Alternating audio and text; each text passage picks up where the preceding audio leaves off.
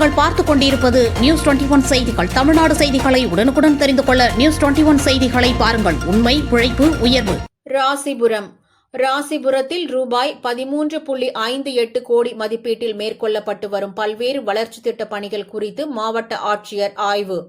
நாமக்கல் மாவட்டம் ராசிபுரம் பகுதியில் இன்று மாவட்ட ஆட்சித்தலைவர் மருத்துவர் ச. உமா ரூபாய் 13.58 கோடி மதிப்பீட்டில் மேற்கொள்ளப்பட்டு வரும் பல்வேறு வளர்ச்சித் திட்டப் பணிகள் குறித்து ஆய்வு மேற்கொண்டார்.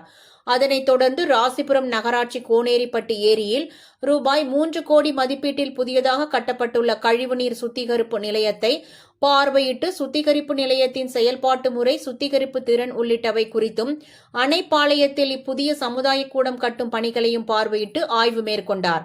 மேலும் கலைஞர் நகர் புற மேம்பாட்டு திட்டத்தின் கீழ் 10.58 கோடி மதிப்பீட்டில் ராசிபுரம் நகர புதிய பேருந்து நிலையம் கட்டும் பணிகள் நடைபெற்று வருவதை பார்வையிட்டு பேருந்து நிறுத்துமிடம், கடைகள், உணவு விடுதிகள், 2 மற்றும் 4 சக்கர வாகனம் நிறுத்துமிடம் உள்ளிட்டவற்றின் அமைவிடம் குறித்து ஆய்வு மேற்கொண்டு அனுமதிக்கப்பட்ட ஒப்பந்த காலத்திற்குள் பேருந்து நிலைய கட்டுமான பணிகளை முடித்து பொதுமக்கள் பயன்பாட்டிற்கு வழங்கிட அலுவலர்களுக்கு மாவட்ட ஆட்சியர் மருத்துவர் ச. உமா உத்தரவிட்டார்.